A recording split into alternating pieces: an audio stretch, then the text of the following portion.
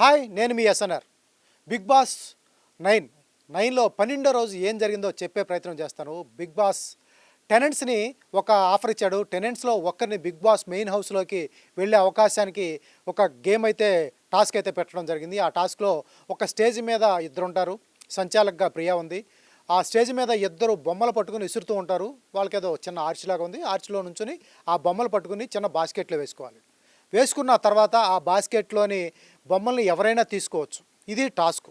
ఈ టాస్క్లో ఎవరైతే విన్ అవుతారో వాళ్ళు బిగ్ బాస్లోకి టెంపరవరీ ఓనర్గా వెళ్తారు. ఇది టాస్క్.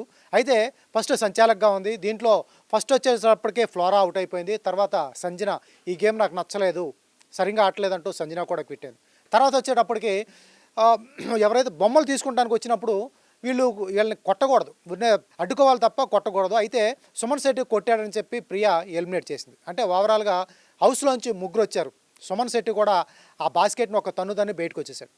ఓవరాల్గా ముగ్గురయ్యారు. అక్కడ సంజన ఒక కారణం ఒకటి చెప్పింది, రీతుతో చెప్పింది, ఇక్కడ నువ్వు గేమ్ రాంగ్గా ఆడుతున్నావు, నీ వల్ల నాకు ఇక్కడ స్క్రాచ్ వచ్చింది, రక్తం వస్తుంది, రక్తం పోయేటట్టు ఆడుతున్నాను, ఇది కరెక్ట్ కాదు అంటూ కూడా బిగ్ బాస్కి కూడా చెప్పింది. రీతు, నీకేమన్నా అరుపులు ఏమైనా ఉంటే బిగ్ బాస్ దగ్గర పర్సనల్గా మైక్ దగ్గర అరుచుకో తప్ప ఇక్కడేం ఆడొద్దు, నీ నిజాయితీ గురించి మాకేం చెప్పక్కర్లేదు, నీ ఫ్రెండ్షిప్ గురించి కూడా మాకు అక్కర్లేదు, నువ్వు ఎలాంటి దానో మాకు తెలుసు అంటూ రీతు చౌదరి చెప్పింది. అట్లా వాళ్ళిద్దరి మధ్య పెద్ద గొడవే జరిగింది. ఇక్కడ గేమ్ వచ్చేటప్పటికి చాలా రసవత్రంగా సాగింది. ఫ్రెండ్స్ శత్రువులు అయ్యారు, శత్రువులు ఫ్రెండ్స్ అయ్యారు. ఈ మాట నేను అన్నది కాదు, ఎమాన్యుల్ అందే. బిగ్ బాస్లో గేమ్ ప్లాన్ అనమాట. బాగా క్లోజ్గా ఉన్న వాళ్ళ మధ్య గొడవ పెట్టడం, తర్వాత వాళ్ళ రిలేషన్ ఎలా ఉంటుందని చెక్ చేయడం, ఇది బిగ్ బాస్ గేమ్లో ప్లాన్. ఎమాన్యుల్ ఇక్కడ రీతును ఒక మాట అన్నాడు, రీతు నీ కోసం రాము చేతులు కట్టుకుని సాక్రిఫైస్ చేశాడు, బట్ నువ్వు వాడి బాస్కెట్లోంచి బాల్స్ అని తీసేస్తున్నావు, కనీసం ఒక్క బాల్ అయినట్టు పెట్టు, లేకపోతే వాడు ఎలిమినేట్ అయిపోతాడు, నువ్వు వినరైనా వాడు ఎలిమినేట్ అయిపోతాడు, నీకోసం వాడు సాక్రిఫైస్ చేసి వాడు నువ్వు బొమ్మలు తీసుకుంటుంటే లేకపోతే బాల్స్ తీసుకుంటే వాడు చేతులు కట్టుకుని నీ కోసం సాక్రిఫైస్ చేస్తున్నాడు, నీ మీద గౌరవంతో వాడు ఆట ఆడుతున్నాడు అంటే నువ్వేం కౌరులు చెప్పక్కర్లేదు. ముగ్గురు ఆడవాళ్ళు వచ్చి, అలాగే ఆశా షైని కానీ తనూజ కానీ తర్వాత సంజన వచ్చి నా మీద ముగ్గురు అటాక్ చేస్తున్నప్పుడు మీరు ఎవరో మాట్లాడలేదు, బట్ నువ్వు ఇప్పుడు రేలంగమాయ కౌరులు చెప్పొద్దు అంది. నేను రేలంగమాయను అవునో కాదు కానీ నువ్వు రేలంగ అత్తమంటూ కూడా వాళ్ళిద్దరూ గొడవ పడ్డారు.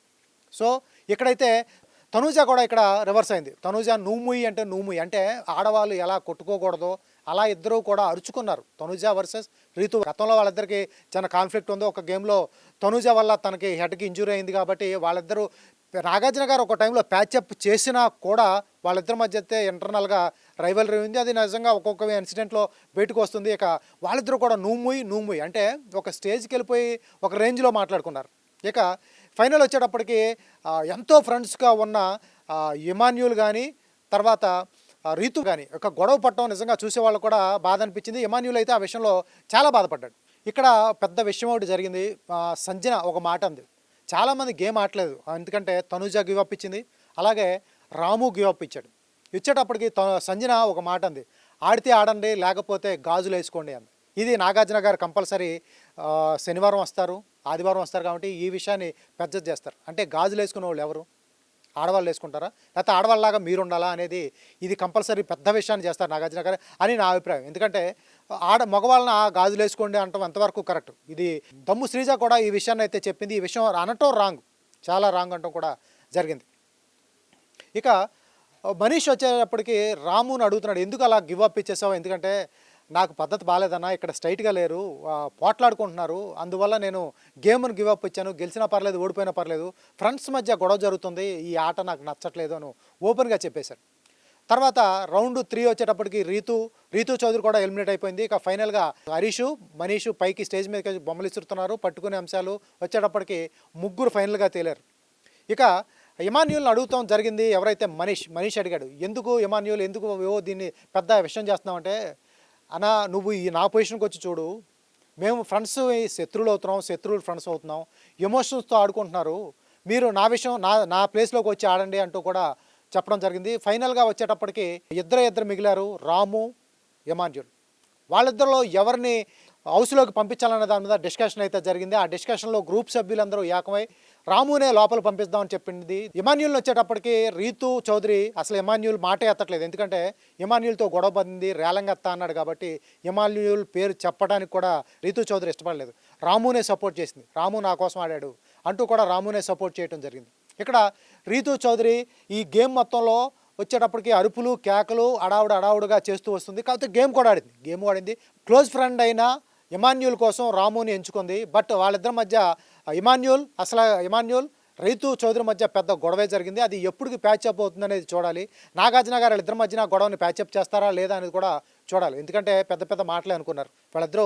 స్టార్టింగ్ డే 1 నుంచి కూడా 12వ రోజు చాలా క్లోజ్గా ఉన్నారు, చాలా కామెడీ చేసుకున్నారు. బట్ వీళ్ళిద్దరి మధ్య చిన్న గొడవ అయితే స్టార్ట్ అయిపోయింది. అది ఎక్కడి వరకు దారి తీస్తుంది అనేది మనకి తర్వాత తెలుస్తుంది. ఇక ఫైనల్ వచ్చేటప్పటికి రీతు అంటూ కూడా గ్రూప్ కోసం ఆడావంటూ కూడా ఇమాన్యుల్ దానికి అట్టయి, నేను గ్రూప్ కోసం ఆడలేదు, నేను ఇండివిజువల్గా ఆడాను. డే 1 నుంచి కూడా నేను ఇండివిజువల్గా ఆడుంటే చాలా గెలిచేవాడిని. గ్రూప్ కోసం ఆడాను, మనందరం ఒకటి అని చొక్కాలు చించుకున్నాను కాబట్టి నేను ఈ స్టేజ్లో ఓడిపోవాల్సి వచ్చింది. బట్ నాకు అన్యాయం చేయాల్సిన అవసరం ఉంటే, నాకు మోసం చేయాలని ఆట ఉంటే రాము ఓనర్గా సెలెక్ట్ అయ్యేవాడు కాదు, హౌస్లోకి ఓనర్గా వెళ్ళేవాడు కాదు అంటూ ఇమాన్యుల్ ఫైర్ అవటం జరిగింది. సో ఓవరాల్గా బిగ్ బాస్ ఎమోషనల్ టచ్ ఇచ్చేశాడు. ఫ్రెండ్స్గా ఉన్న వాళ్ళందరినీ శత్రువులుగా చేస్తున్నాడు, శత్రువులుగా ఉన్న వాళ్ళందరినీ మిత్రులు చేస్తున్నాడు. ఓవరాల్గా వచ్చేటప్పటికి బిగ్ బాస్ 12వ రోజు రివ్యూ ఇది. సో రీతు చౌదరి బాగా కామెడీ చేస్తుంది, అరుస్తుంది, కేకలు పెడుతుంది, ఎమోషన్తో ఆడుకుంటుంది, ఓ పక్కన డిమాండ్తో లవ్ ట్రాక్ నడుపుతుంది. ఇక హరీష్ వచ్చేటప్పటికి 2 రోజుల నుంచి కామ్గానే ఉన్నాడు, గేమ్ మీద కాన్సన్ట్రేషన్ చేస్తున్నాడు, అరుపులు లేవు, కేకలు లేవు, స్ట్రైట్గా ఆడుతున్నట్టు ఉన్నాడు. నాగార్జున గారు ఏమన్నా కన్ఫెషన్ రూమ్లోకి పిలిచి అన్న 24/7లో ఏమన్నా చెప్పారో తెలియదు, కానీ చాలా జాగ్రత్తగా సెటిల్డ్గా ఆడుతున్నాడు. ఇక భరణి కూడా తనకి హ్యాండ్కి ఏదో ప్యాచ్ అయింది, అతను కూడా సెటిల్గా ఆడుతున్నాడు. సుమన్ శెట్టి గేమ్ ఇంప్రూవ్ అయింది, అతను కూడా చాలా బాగా ఆడుతున్నాడు. ఈ వారం ఎలిమినేట్ అయ్యే అవకాశాలు 90% ఎక్కువగా ఉన్నది పవన్కి ఒక్కరికి ఉన్నాయి, తర్వాత ఫ్లోరా సైనికి ఒక్కరికి ఎక్కువగా అవకాశాలు ఉన్నాయి. ఇక సుమన్ శెట్టి వచ్చేటప్పటికి అతనికి ఓట్లు బాగా పడుతున్నాయి. వీళ్ళందరిలో పవన్ కానీ, తర్వాత ఫ్లోరా సైని కానీ, ప్రియా కానీ, వీళ్ళ నలుగురితో పోల్చుకుంటే సుమన్ శెట్టి మాత్రం 4 వారాలు ఉండే అవకాశం ఉంది, అతనికి ఓట్లు అయితే బాగా పడుతున్నాయి. ఇక ఈ వారం ఎలిమినేట్ అయ్యే అవకాశాలు ఎక్కువగా ఉన్న కంటెస్టెంట్స్ వచ్చేటప్పటికి పవన్ కళ్యాణ్ అలాగే ఫ్లోరా సైని, వీళ్ళిద్దరిలో ఎవరొకరు ఈ వారం ఎలిమినేట్ అయ్యే అవకాశాలు ఎక్కువగా ఉన్నాయి. సో ఇది 12వ రోజు బిగ్ బాస్ గురించి నేను ఇచ్చే రివ్యూ.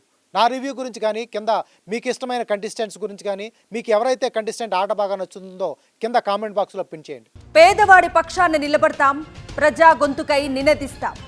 వాయిస్ ఆఫ్ వాయిస్లెస్, తెలుగువారి మనస్సాక్షి, సాక్షి టీవీ. సాక్షి టీవీ ప్రసారాల కోసం మీ స్థానిక కేబుల్ ఆపరేటర్ని వెంటనే సంప్రదించండి.